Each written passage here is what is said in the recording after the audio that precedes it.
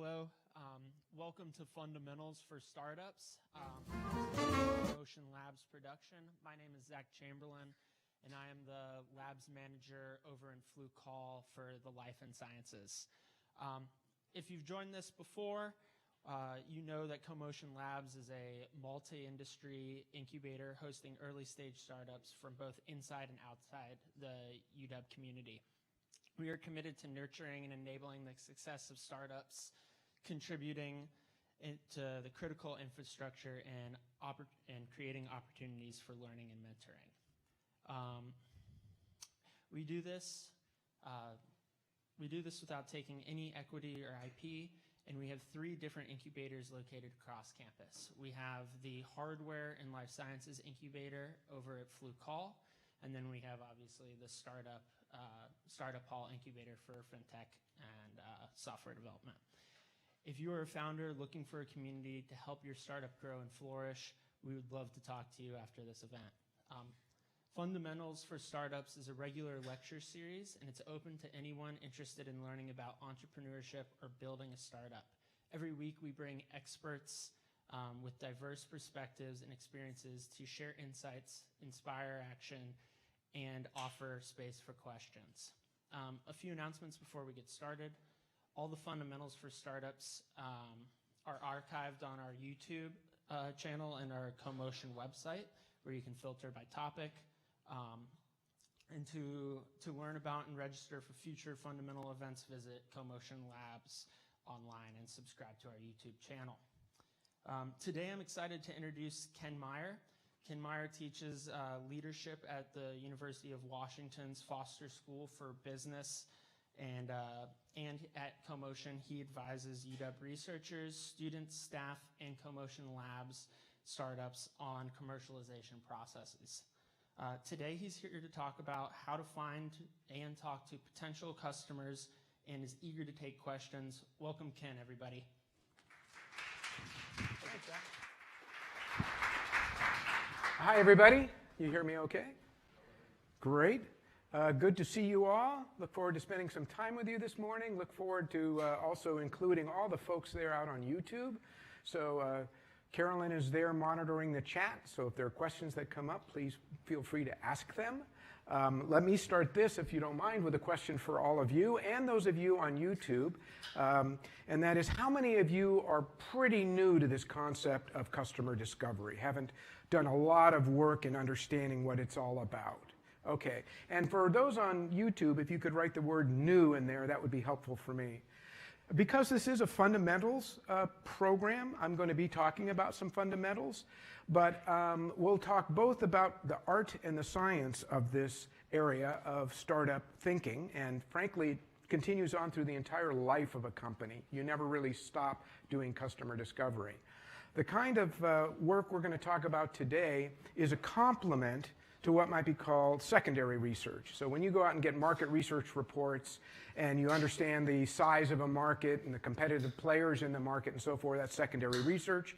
If you happen to be associated with the UW, there's fantastic resources in the library that you pay a pretty penny for in the outside world to understand market research. This is primary research, what we're going to talk about today. Largely business to business versus to business to consumer. So there's a whole set of toolkits that you use if you have a business to consumer play, and there's a whole set of toolkits you use if you have a business to business. I'm focusing primarily on going out and talking to people, which applies to both, but with business consumer there's some additional tools you can use if you have a presence to see just kind of signal you're getting from the market. And I called this the art of customer discovery because it involves human beings who are building a set of skills around talking to other human beings. And it can be truly an art. Once you do it more and more, you get better and better at it. It becomes an art because it's the unique dynamic of you talking to someone in a room and trying to get insights from them that are helpful for you and your startup. In fact, I actually looked up the definition of art, and the third one down happened to have this specific answer, which is a skill at doing a specific thing, typically one acquired through practice, and the example it gave was the art of conversation, which is what we're going to talk in part about today. Okay? So I don't have to tell you that the road that you're about to go down, or you are already down, should you be an entrepreneur or an aspiring entrepreneur, is a super challenging one and an exciting one.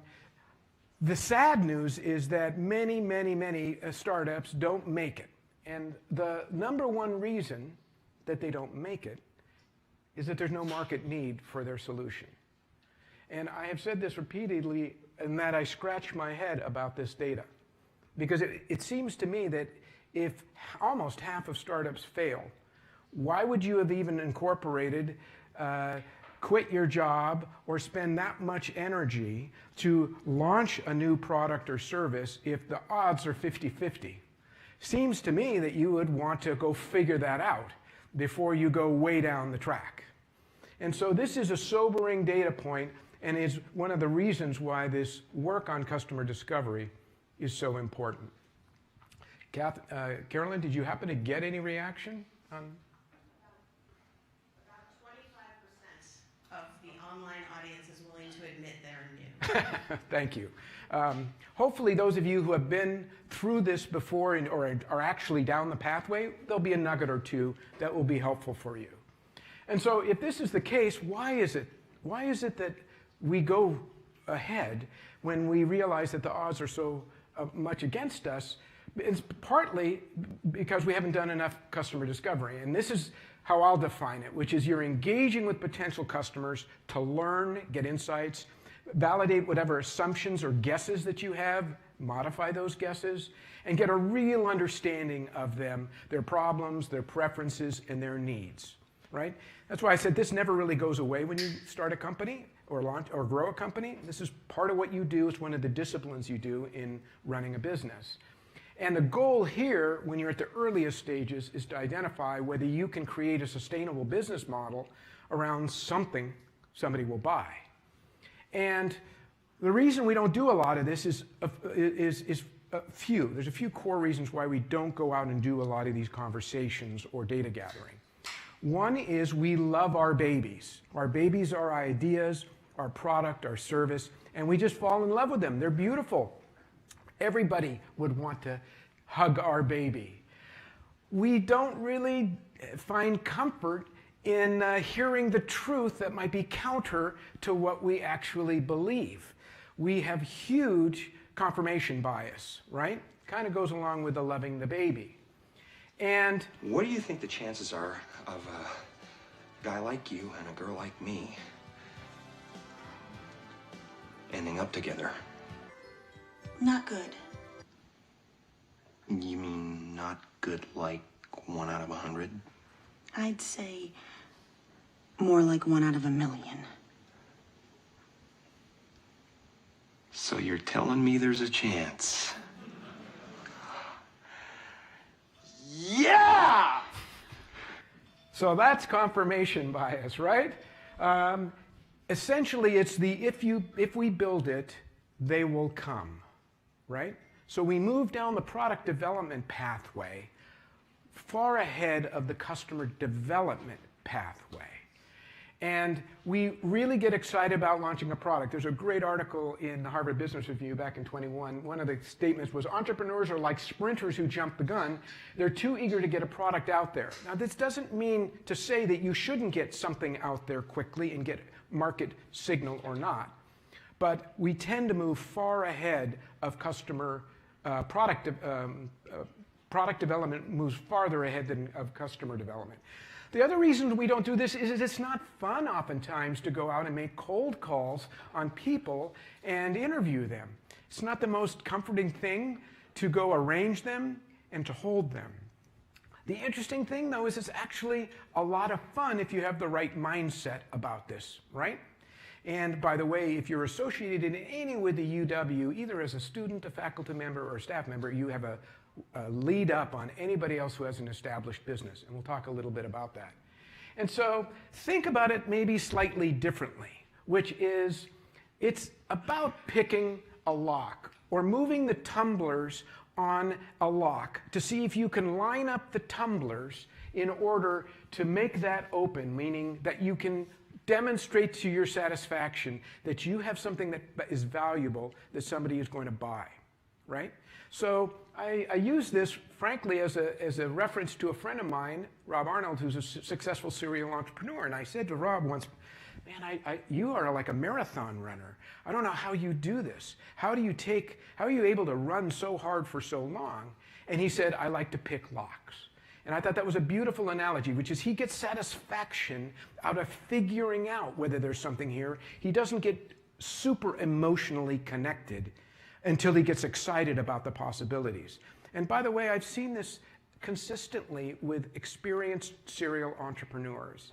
They're very analytical about how they think about whether they're going to jump in and spend 20 hours a day working on a new startup. They have a bunch of questions they want to go answer. And if they get those questions answered, then they'll jump in. If not, they'll step back and say, I'm going to look for something else. The process looks a lot like this, right? It's very ambiguous and messy at the beginning. You're going around and doing a lot of research until you do or do not get signal around some concept that you have. And then you move into design and execution. Now, there are some things you can do very quickly and mock up very quickly and put out there and seek to get a signal on. There's no question why you wouldn't do that if it's quick that you can get some signal from the market. So why would you spend the time on this? Well, you got to ask yourself fundamental questions. Is there a problem experienced by a lot of people that they're going to spend money to solve? What's the minimum thing they want in order to satisfy their need? If they're trying to get from point A to point B, they really don't care if the car has air conditioning or not. What is the minimum required vehicle that'll get them from point A to point B? Can you do this better than existing competitors or somebody else who might enter who has that space because they sell that customer a different solution? And what's it going to take, right? All these questions you can figure out before you write your first line of code or design your first physical product that you're going to build. So it's this whole process of getting out there and learning. Most of you have seen this before, the idea that startups are in the mode of searching before they go into executing.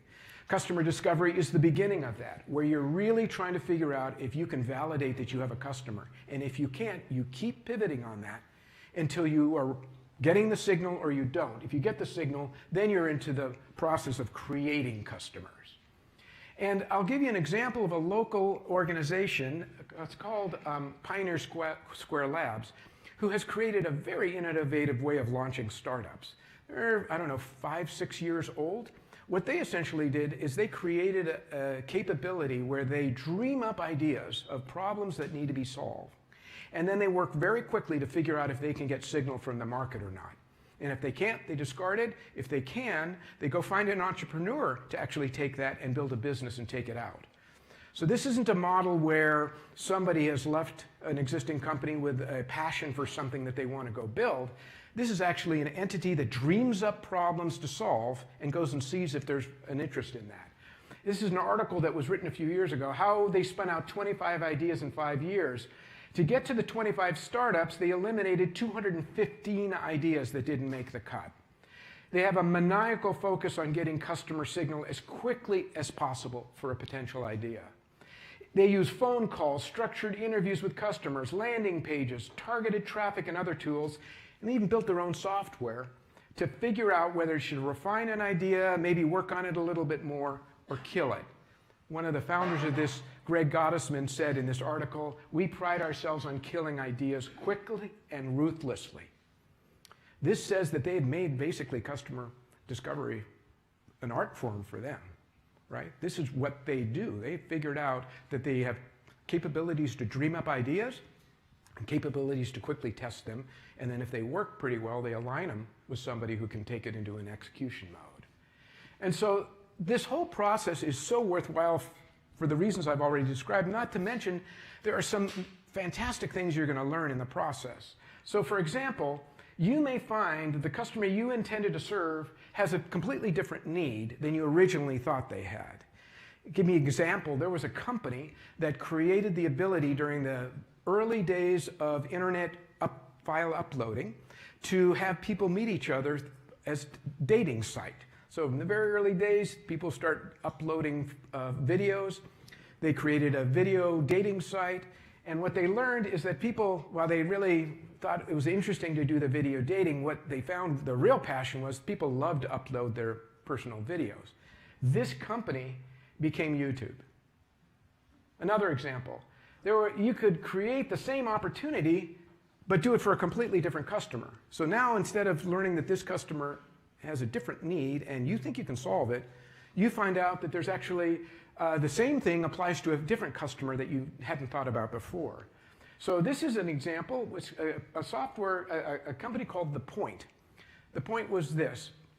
They would offer the capability for a bunch of people who cared about some initiative or some thing happening in their community to get together and band together, and if it hit a critical number of people who all agreed that they were going to go fight City Hall on that thing, then they all committed to doing that and they would go forward with it. Unfortunately, it was basically a campaign generation platform where people would come together and if it hit critical mass. Well, it turns out that this didn't get much traction. My understanding, it could be lore, but I've heard it a few times, is that the company said to their investors, this ain't going to fly, we want to give you your money back. And some of the investors said, okay. Some of them said, no, you're bright, we're going to stick with you. And this company became basically Groupon. So same concept, which is collecting people together to go do something, but the collecting together was to get a discount on a restaurant or a car wash or otherwise. So this whole idea that you could serve a different customer, that the customer has a different need, there's a variety of these things you'll learn through customer discovery. So you're going to reduce your risk, you're going to get a better fit with the market, you're going to be able to iterate your product development more smarter because you're not just guessing at what they want, you're adapting to what they want.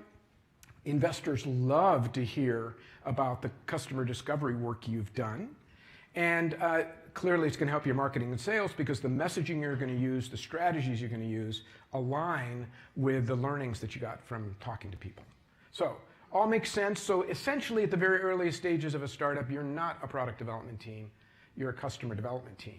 And it looks something like this, right? You state your beliefs, your guesses, your hypotheses, you put them down on a piece of paper, and they could be, I don't know, anything, but generally you have ideas about what you want to go test. You form them into really good hypotheses. You go out there, you learn from people, not by showing them your hypothesis, but by having a good conversation. Then based on that, you create the most minimal thing you could show them. You bring it back and say, is this addressing what we just talked about? And you just iterate and iterate and iterate on that. So this is basically design thinking. You may have heard of this concept before. It was really brought to the fore by a company called IDEO, which is famous for a lot of the consumer products you've used. And it involves completely empathizing with somebody you want to serve, really understanding their life and their job and their challenges. Defining what you think might be a solution for that, ideating on that, picking something, prototyping it, showing it to them, and testing them, and going back to the beginning again. And it's a loop. This is the CEO of IDEO talking about this a few years ago. About 10 years ago, we got approached by one of the largest oral healthcare companies in America, a company you've probably heard of called Oral-B, and they said, look, we'd like a new kids' toothbrush because ours is starting to get commoditized. It looks like a lot of kids' toothbrushes out there, and you can't have that. We want to be special, right? So we say, okay, we'll do this. We want to go out in the field and do some field research. And they're kind of not sure about that. Like, it's not rocket science. We're talking about kids brushing their teeth. How hard could that be, right? They would really like us to stop fooling around and start designing, right? But we want to go through this process, this observation process, because we think almost always you can spot opportunities. And so we go out, and we're on like the first day of observations, and we make a small discovery. The small discovery we make is that every kid's toothbrush in the history of the world has had the same implicit assumption. It's a logical assumption, it just isn't exactly right, which is the assumption always was parents have big hands, kids have small hands, and so when you want to make the kids' version, make it like the parents' brush, only smaller and skinnier. Perfectly logical until you go out in the field. Until you actually watch humans, little tiny humans, brushing their teeth. And what you notice right away You get a 5-year-old boy brushing his teeth, he's not holding his toothbrush in his fingertips the way mom and dad do. He's fisting it. He's holding it like this because he doesn't have the dexterity. He doesn't have the fine motor controls that his parents have, and so he's got to hold it like this. In fact, the other thing he does is he holds the brush too far up very frequently, and so he's punching himself in the face as he's trying to brush his teeth, and we solved that problem too. But the main thing was, came back from the field and said, uh-oh, kids don't need little skinny toothbrushes. Kids need big fat toothbrushes, right? Let's make them big fat squishy toothbrushes. And you may have noticed, now every toothbrush company in the world makes these, but our client reports that after we made that little tiny discovery out in the field, sitting in a bathroom watching a 5-year-old boy brush his teeth, they had the best-selling kids toothbrush in the world for 18 months.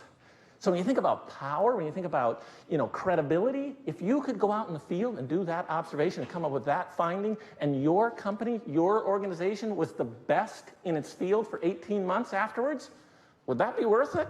I think that would be worth it. And so that's this message about think like a traveler, be an anthropologist, use your powers of observation, have that part of your brain turned up as high as you can.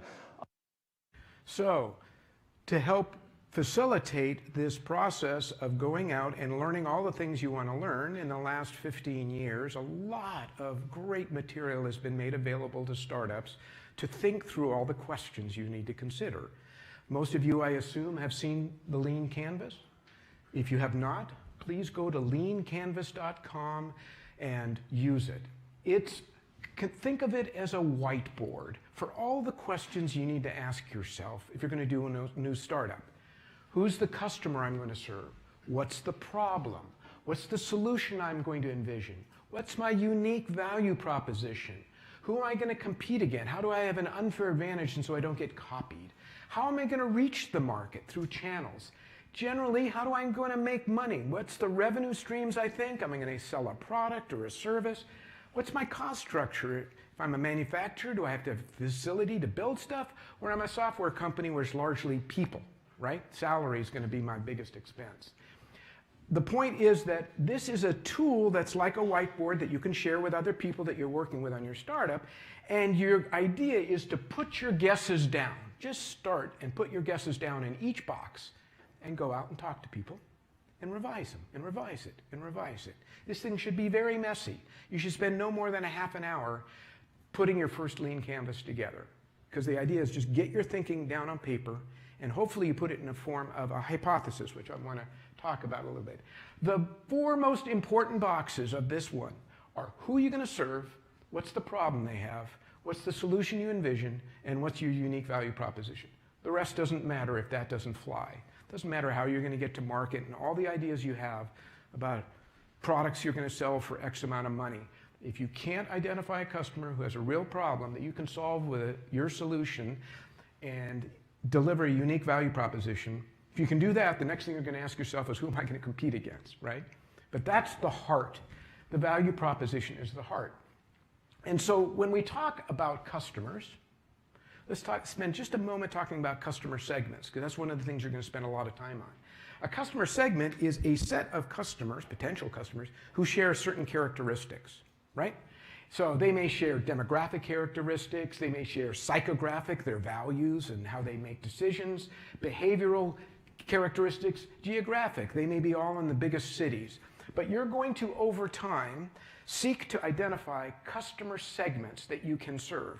And you'll see in a minute, and it's pretty intuitive, why you would want to care about customer segments.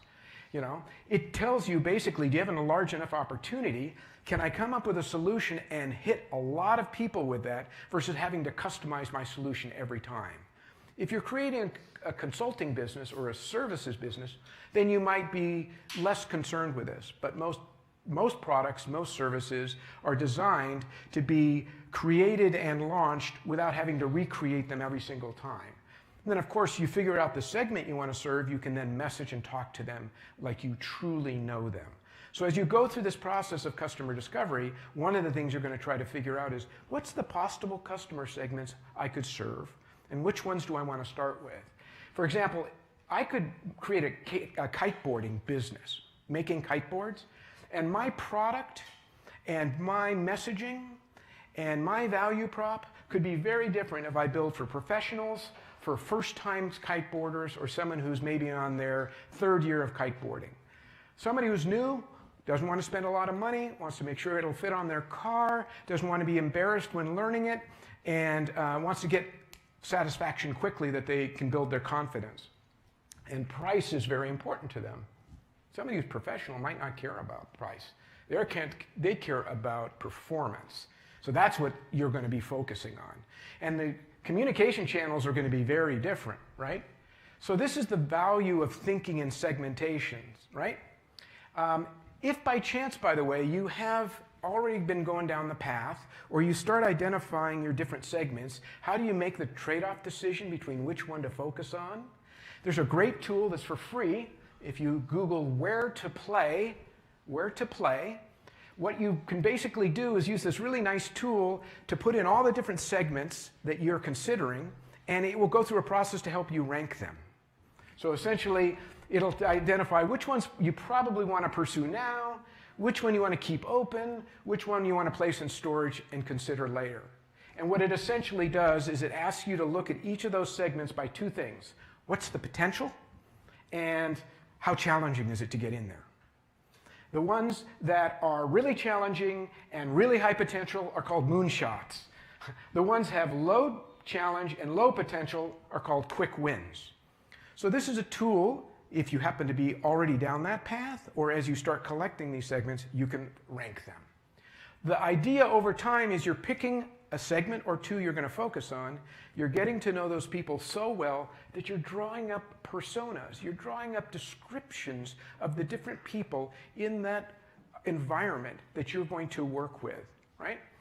This is for later, but it's an end goal, right? You're trying to build the ability to create real detailed personas of your prospective audience.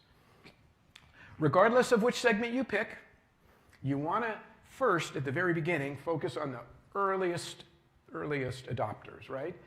This is the classic technology adoption curve. It works something like this. A very small number of people are innovators. They're the ones who sleep outside the Apple store because they want to get the latest iPhones. Small number of people, but they'll try anything. Or they have the most pain, and they want to find a solution for it. Right next to them are called early adopters. There may be some of us who talk to our friend who slept overnight getting the iPhone. We look at it and we say, oh, I'm going to go get that. And then there's a big gulf between that set, which is about 15% of the opportunity, and then the big chunks that come, the early majority, the late majority, and what are called the laggards. Think of people who never got a cell phone until 2 years ago. The idea here is the early market's so important because they either have the biggest pain, they're willing to experiment, perhaps most importantly, they don't expect a perfect solution. As I mentioned earlier, if they're trying to get point A to point B in a car, they don't care if it has air conditioning. So they have an expectation for a narrower feature set, whereas you get on these, people want a complete solution. All right, so we're going to start with our guesses. We're going to put them down into this tool. Here's just an example of how you can formulate a hypothesis, so it's kind of testable, right? So you could fill in the blanks. A specific person makes or does a decision or behavior because of something. Your opinion is this person does this because of this. This person, this radiologist, has a problem coming in the middle of the night to review x-rays because it takes 2 hours to get from their house to the hospital. Example, a commercial building manager will look for energy efficient solutions with X year payback when the bill goes above this height. The idea is put, if you can, your guesses about who you could serve or the problems they have into a form that you could go test. Not 3 variables, but like 1 variable, and then the next one has a different variable. So that when you go out and talk to people, and you got 15 minutes with them, which you know is going to turn to 45, because you're going to be great interviewers, the first thing you're going to try to figure out in that first 15 minutes is the most important hypothesis that you're trying to test. And then you go out there, and you decide who do you want to talk to, what are you trying to learn, and who do you need to learn this from? And so we all know what the ecosystem of the world is, right? This is a little pond ecosystem I threw up here. Well, there's a similar kind of thing that happens where the customers that you're going to go out and talk to. So let's say you're going out and talking to folks, and you're talking to, let's say, radiologists, because you've got some new device that you think they just got to have. There's an ecosystem that that radiologist lives in, too. And so it kind of looks like this. So there is somebody who uses it, the patient. There's a doctor who might refer it. There's someone who's going to pay for it. There's maybe a standard board that regulates this kind of equipment that goes in there. So there is a world that you're going to be entering, and what you want to start doing once you start getting interested in some space is to say, okay, let's step back and let's map out what does that world look like, because we're going to want to talk to each of these players in that world. I know from personal experience, if you get only one part of the world to love you, you forget about the saboteurs. And I've been involved with startups where we just did not realize the saboteur was as strong as they were, essentially made it very, very difficult for us to be successful. The product had to change, the pricing had to change, the way we sold had to change. So understanding that world is helpful. One way to think about this is who has to say yes, right? Who will need to approve the purchase? Whose budget will it come out of? Maybe a different person than the person who approves it. Who's going to use it? Are you going to go through an intermediary to get out there? A distributor or a reseller? Is there someone who can help you internally to lobby for this thing? Is there someone who's going to be threatened by you? Is there a regulatory environment you got to think about? And then, of course, there's the competitors. So that's the ecosystem. And so as you start doing this, you're going to really figure out, and it's like the combination. Once you dial it in, you increase the odds that you're going to open up that lock. So how do you find them? Fairly obvious. No magic here. Your network is the most powerful, obviously. People who know people. Professional associations. The end of market research reports, they always talk about the biggest players in the industry. You can use that to identify who the players, the people are inside those companies. LinkedIn is super powerful. It's one of the strongest tools you can use. And of course, meetup venues. I went into LinkedIn pretending I was going to look for kiteboarding, like I was going to start a kiteboarding business. I found companies that make kiteboards. I found kiteboarding groups. I found individual professionals who are in the kiteboarding industry, like this person who does international marketing, this person who's head of R&D. If I decide I don't want to open up my own kiteboarding business, but I'm brilliant at designing kiteboards, maybe I want to license my idea to that person right there. And then there's publications. So LinkedIn is just super powerful. There's also other tools out there like Apollo, which essentially grabs email addresses that allow you to then go email folks to build your list. Of course, there's meetup venues.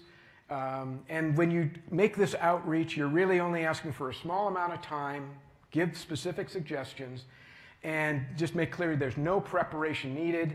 And it's not, the reason is not to say, I have this idea and I'd like to get your reaction to it. It's, I understand you're an expert in this domain, or you're experiencing problems around this domain. I would love to get your input, because I'm working on a potential solution for it. I basically want to meet you because you're an expert and I'd like to hear your ideas. And as I mentioned earlier, you can play the I'm a student researcher card, because I've personally, when I've worked with researchers, gotten probably a 90% hit rate in arranging through LinkedIn conversations. But once you're a company, you know, the world changes. Now you're a salesperson, and now you won't get a good hit rate. It's going to be harder. So what, you got to figure out what you want to learn. Goes back to this. Have I figured out my customer I think I want to serve? I think I figured out the problem. I want to dial in more the solution, or I need to go figure out who might be a channel, because I'm not going to want to build a sales force. You're going to start going outside the core. But most of your time is just going to be on those 4 boxes. So the key is, when you do this empathy, this design thinking process, you simply want to understand their life. What's their job? How do they measure success? What's the best part of the day? What's the worst part of the day? You're not talking about your solution at all. You're really trying to understand them. The idea is, You want to understand their job, what their pains are, and what they'd love to have. Could be, I want to sleep better. Well, what does it mean to sleep better? Well, that means not spending 5 hours producing reports for my boss. Oh, tell me more. The idea is you got to figure out, can I create for them a job enhancer, a pain reliever, or a gain creator? And you're working on those two things. And in the middle is the value proposition, or not. Right? That's how you think about it. You're really just trying to understand them. And you got to figure out if there's signal amidst all that noise. Right? I had this at 100, at least 50 interviews, until you hear the same thing again and again and again. That company I mentioned where we were surprised by the saboteur, we talked to like 15 people. I was an advisor to them. Shame on me. They should have fired me.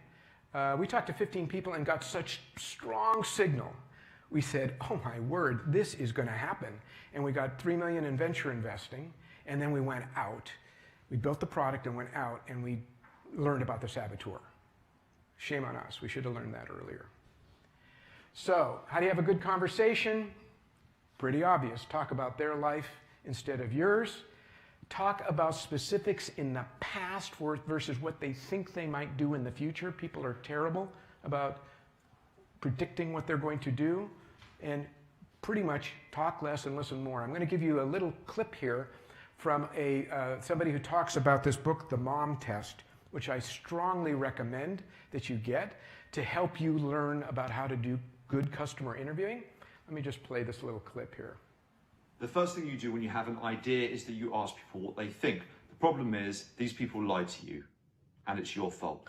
The Mum Test shows you how to learn if your idea is a good idea when everyone is lying to you, even your customers, and especially your mum. Here are my top 3 tips from the book, and stay until the end for a bonus tip that you could start using right now. Tip 1, don't tell them, ask them. So the first people we approach when we have an idea are the people we know, our friends, our family, our customers. And we approach these people because we know them, we like them, they like us, at least we hope they like us. But equally that means when you tell them that you've got a new idea, they're not going to want to upset you.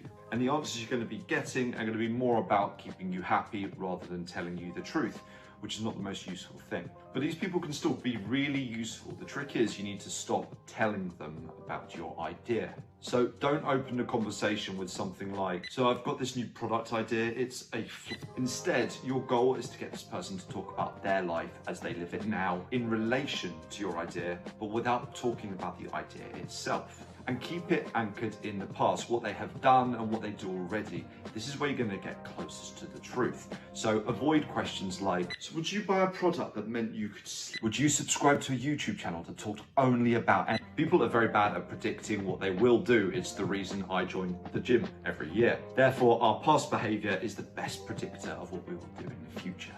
So your conversation should be about finding out the specific things they do to try and address the problem that your product is trying to solve. How they created a workaround, did they buy something similar to help them solve it? Why is it a problem for them in the first place? Your goal is to plant seeds, ask open questions, and listen.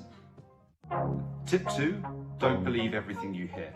When asking people questions, you're going to be given answers that you're going to either have to ignore or deflect, what the book calls bad data. There are 3 types. Compliments may make you feel good, but the person giving them to you is almost certainly lying, either because they want to support you or they simply want to shut you up. The most common one you'll hear is, oh, that's a wonderful idea, honey, usually from your mum. But it doesn't matter who it's from. You don't want compliments, you want facts and commitments. The easiest way to avoid compliments is to just not talk about your idea at all. And if compliments happen anyway, you just need to deflect them like a Jedi Knight. Fluff is when people give you hypothetical or generic fluff. Comments like, I usually go to, yeah, I would do that, I might do that, or the world's most deadly fluff, I would definitely buy that. What people say and what people do is very different, so you want to get specific on what they have already done within their lives. If they're interested in a topic you're discussing, ask them when they bought something related to that topic in the past, or if they haven't, Ask them to buy something there and then. That is going to be a real gauge of their interest in a topic. The third kind of bad data is when people give you ideas. Firstly, if you add on every single idea that people give you, you're just going to create a monster. It's like building anything by committee. And secondly, it's your job to create the idea. You're having a conversation with this person to simply help you get to a better idea. So if someone gives you an idea, dig deeper, turn the conversation to them and ask, why do you want that? What would that let you do? Tell me more about what you're thinking. Get the reasoning behind the idea that they're proposing. Tip 3, keep it casual. There's a really good quote in the mom test that says something along the lines of, if it feels like they're doing you a favor, then it's probably too formal. To get people to open up, you really need to make sure that they feel comfortable. So to do this, forget the formalities. Just ask them about their day to warm them up and then start the conversation to get the insights that you're looking for. An easy way of making it feel natural is to not make them come to you, but instead go to the places where they're likely to be and have the conversations there. No one will open up about their opinions if they feel nervous, so don't put people on the spot. Talk to them normally. They'll appreciate it and they'll be more likely to give you the data that you're looking for. The biggest, most practical tip from the mom test though is probably this. Before you have a conversation with a potential customer, a family member, or even your mum, write down the 3 most important questions that you want to get answered first. Think about what it is that you want to learn from the people that you're going to be speaking to and write it down, because your conversation will inevitably go off track. And the last thing you want to happen is to end the conversation, realize that you didn't answer the questions that you needed to be answered. But even before you start talking to people, there is a lot of information that you can get for free that's already out there on the internet. Things like Google Trends and loads more. We've created a short video that you can see on your screen right now. Click that to find out what these are and how you can start. Okay, good little tips. Recommend the book. It's a good one. You're not selling, you're not talking tech, you don't ask them what they want. You're trying to learn who they are, what their challenges are, what they've tried in the past to fix those challenges. So unleash your inner toddler, right? Why? Right? Kids do that a lot. Have them tell you a story. Tell me about how this happened the last time. What was the environment you were in? Gets rich data from this. So key things is test only 1 or 2 hypotheses, meet as a group so that multiple people, if you have them on your team, can say, oh, this is what I heard. Oh, I heard this. Prioritize your order of questions. Somebody should take notes. Deflect the compliments, and then one good thing is to repeat back to them what you heard them say, so you make sure that you've truly captured the concept they're trying to get across. There's loads of resources that are available for you to get questions that to prepare you for an interview. One of the things we'll do at the end of this session is we're going to make available to you some of those. I actually went to ChatGPT the other day and I said, I'd like to interview radiologists to understand their day-to-day challenges. Give me 20 questions I can ask them. And I was really impressed with what I got. What inspired you to become a radiologist, and how long have you been practicing in this field? Can you describe a typical day in your life as a radiologist from the moment you arrive until you leave? What are the primary tools you use in your daily work? How have they evolved? What safety protocols and measures do you follow to ensure a patient? I mean, it came up with a bunch of great questions that I would not know this to ask, right? So, a nice resource. So let's do a quick test. Can I have thumbs up, thumbs down? Ready? Good question, bad question. What is the biggest issue you face when dealing with X process or activity? Good or bad? Right on. Good question. Would you like a product that did X? Very good, you're getting the idea here. What are the implications of not solving that problem? Good question. That gets them talking more. How are you dealing with this today? Good question. Would you pay X for a solution that did Y? You got it. Guessing. Where does the money to deal with the problem come from? Yeah, that's helpful to know. What do you think about? Right? No, you don't want to ask that. So this is all learnable. There are great resources out there to help you prepare the questions, and we'll get into Q&A in just a minute. I'll kind of wrap this up. So the last two questions you want to ask people are pretty much what haven't I asked you that you might want to communicate to me? And is there somebody else that you can recommend I talk with? A lot of times you'll find that after you have that first call, they'll introduce you to somebody else. The third question, which I didn't put up there, is you okay if I just check back with you in a month or two or at some point in the future? Most people are very comfortable doing that. So out of this, you're going to build a cadre of people. When I did this once for a startup, 3 of the people we talked to became advisors to the firm in different areas where we needed to have expertise from an industry standpoint. They just loved what we were doing, and they appreciated that we were asking their opinions. And they said, well, I'll volunteer some time with you folks. So interview failure modes, you don't do enough, meaning you capitulate really quickly because you think you know. You're talking when you should be listening. You're not seeking out bad news. You're actually just looking in your brain to confirm your biases. You're talking tech. You're talking to people who are too much like you, and you're asking these hypothetical questions. So once you have gotten some ideas, maybe you're already down this product development path, you want to show them that you have developed something that responds to the learnings that you've had. So you go out and you meet with them again and you say, hey, last time we met, you told me these things are real problems for you. Yep. Second opportunity to confirm that's true. And you show them something, the most rudimentary. It could be a wireframe and a PowerPoint. There's a whole bunch of tools to do prototype development. If you're in the life sciences, I understand this may not apply to you. But if you're in tech, either information or devices, even materials, this can apply. So there's a lot of good tools out there to help you prototype something that you can show to them to get a reaction. And again, what you're doing, and there's a bunch of, if you Google product discovery tools, there's just so many tools out there to help you collect your thinking and so forth. So in summary, what's this all about? There's an expression that carpenters use, measure twice, cut once. You know, you measure the thing, and then you take the saw out. The mindset is like measure 50 times before you cut once, right? Frame your ideas, your guesses, and go test them as hopefully something that's testable in terms of a hypothesis. And keep testing until you do or do not get a signal. And listen and understand, don't sell. And return with something minimal to get the reaction, and then repeat, rinse and repeat. That's what customer discovery is really all about.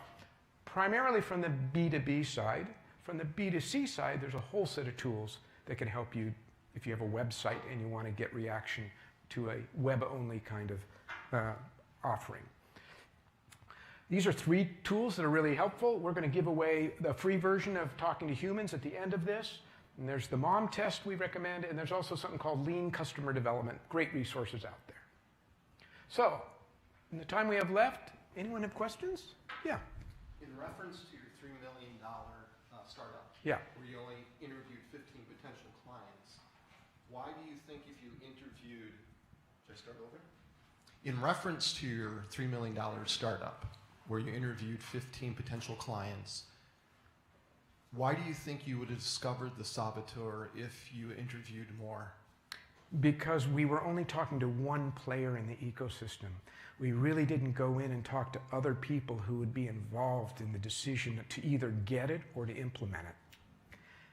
So going beyond the 15 wouldn't have necessarily worked unless you expanded your field. Bingo.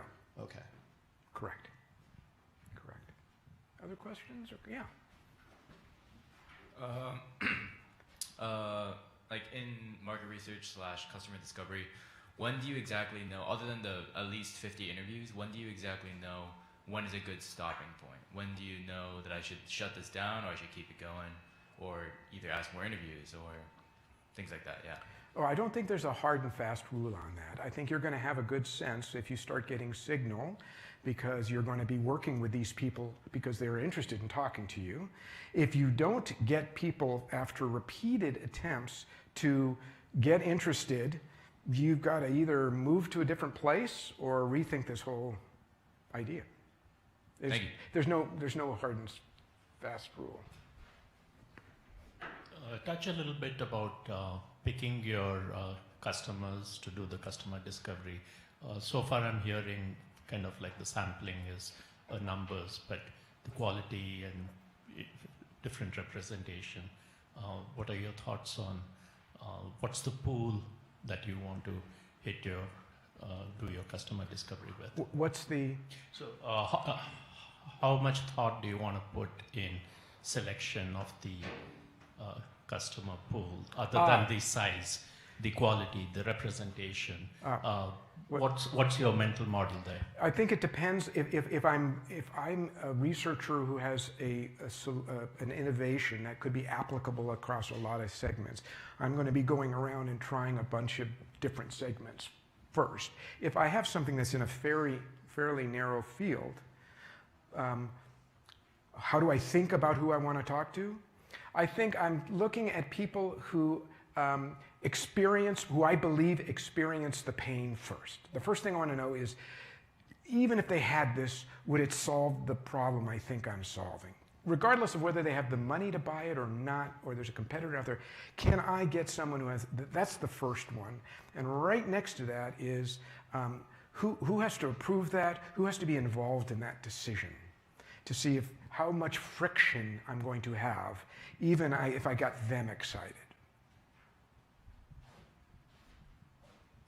Hey, Ken. You put up a list of a bunch of different avenues that you could pursue to find the contacts, to have the interviews, from your friends and acquaintances to LinkedIn to scraping email addresses off the internet. I was wondering if you could give us a sense of what ones tend to be the most effective, so where should you put the most time in? It really is dependent upon the product or service that you have. I would probably, if I had a consumer, I wouldn't go on LinkedIn per se first. I'd go stand in some place and go talk to people. If I've got a business-to-business solution, I'd go to LinkedIn first. If you're related to the UW, it is so easy to get people to respond. The challenge is what's the appeal when you send that unsolicited request for someone to talk to you? And you have to really go out of your way to say, I am not here to sell you. I'm associated with the University of Washington, or I am I'm on a team that's exploring this space, in order to get someone to say, okay, I'll give you time. You have to really go out of your way. But LinkedIn is the most powerful in my mind for a business-to-business kind of outreach. Yeah, Caroline. Hi, Ken. I have someone online saying that they tried to reach out to many potential customers through cold emailing, but the success rate was very, very low. Yeah. How can they improve in that vein? So I guess the first thing I would say is what's very, very low. If they got 5%, a direct marketer would be really happy with that percentage. So if you get 5 out of 100, maybe that's not so bad because you got to get 5 interviews. I think email is really hard just because we're overwhelmed. And so I don't have a lot of good advice. I think I look to people in the room who had better experience on getting hit rates outside of email. Yeah. Any other comments? Yeah. When I was listening to the talk on tests, the Book of Mormon, don't rely on. So there was one first point, it says don't trust. The people you're interviewing can lie. Yes. So when I'm interviewing my potential customers, I'm trying to trust them because I'm building a brand. And Yes. they're not very happy at times giving me the right answers, even using the technology. So my hypothesis can lead me to something. The answers, I'm not very, can I trust them? The technology option which I gave them to give me answers, I'm not very sure because they have the mindsets of the past, or the answers can be something from the dreamland that they thought they could do it. So like when I'm taking the next step. Let me make sure I understand what you're saying, that you don't have confidence that when they tell you something, it's true? Yeah. How much do you probe when they agree with you? See, trying to dig to a point. You cannot, there's a boundary line beyond which Right. people sometimes don't like to give answers or... the time. Is there a way you could ask them a question that would require the answer would involve some commitment of theirs? So I have this prototype. Would you be willing to play with it for a week, or one day, or would you give me 10 minutes more? So how much will they give you? That is an indicator of how much they really care about it. If they're not willing to give you anything and they just tell you what you think you want to hear, you're going to realize that. So is there a way to get some small amount of commitment? Right. Thank you. I can. Thank you. It was a great talk. I really appreciate your time here today. I was just wondering, is there like a class I could take from the University of Washington or CoMotion that would help me learn more about customer discovery? Do I have to be affiliated with the university? Would it cost me any money? Are there other tools that I might be able to participate in that you might be able to tell us about? Well, there's, as you most of you know, CoMotion is a softball from Anson. CoMotion has a couple of offerings to help the community work through their startup idea, including this facility with talks like this. There's a whole series that I would encourage you to watch, which participate in, which Ashley leads. If you are associated with the University of Washington, we also have workshops where we roll up our sleeves and bring in mentors, and we actually help you go through developing your lean canvas and to go out and do interviews and help you prep for interviews. So I think unless I missed something, yeah. Thanks for the question, Anson. Yeah. Hi, so my question is that comparing to interviews, what about sending out surveys? Can we trust the results we're getting from surveys that potential users replied? Because comparing to interviews, sending out surveys might reduce lots of time costs, since lots of ideas might need like 50, maybe 100, 200 users to validate their ideas. You can do surveys, but there is no replacement for one-on-one communication with a human where you read their expressions and you're able to take the conversation from one point to another point. If you're looking to collect data, surveys are very helpful because you're not asking the people to make judgments, you're asking them to actually give you data. So if it's a data-oriented kind of survey, go for it. I just think it's difficult to get nuance in a survey. Thank you. I had another question add on that. So reversely, can we just choose a group of people and send out surveys and then see what their pinpoints are and then came up with ideas? You can use surveys to come up with ideas about what problems you think they might have.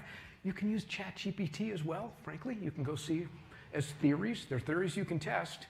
But yeah, surveys are fine for collecting data points, like what's your most frustrating part of the day. There's no reason for them to be telling you something that to please you. Thank you. Yeah.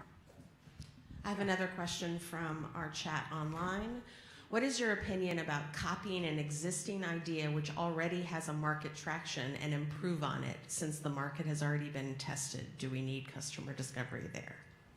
I think you always need customer discovery, always.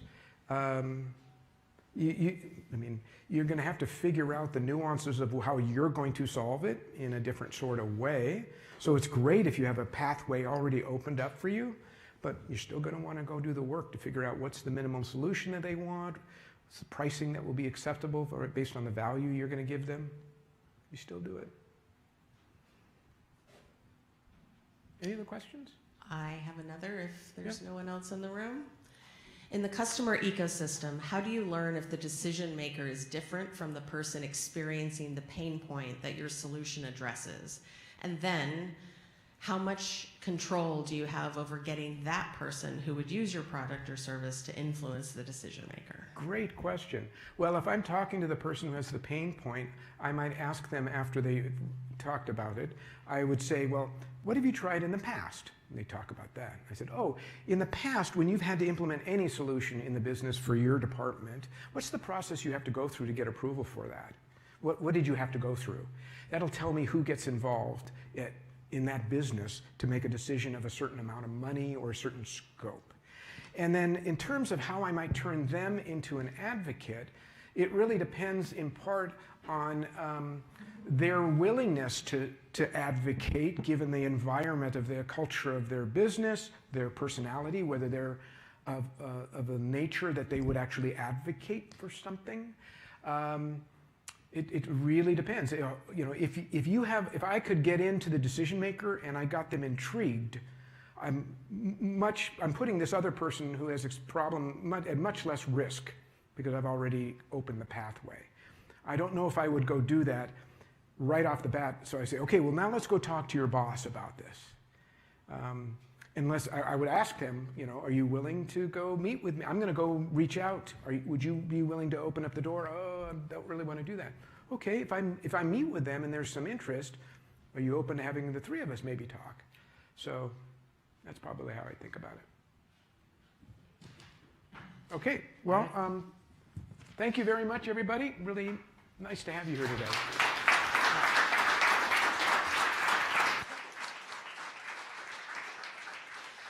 Thank you, everybody, for coming in today. And again, a big thanks to Ken for sharing his story. And I think he might be around for a little bit afterwards to talk to anybody. I also want to remind everybody that next Friday we have Skylar Brown in, and they will be presenting Protect Your Potential Wealth Through the Startup Cycle. Sign up today, and we'll see you next week. Thank you, guys.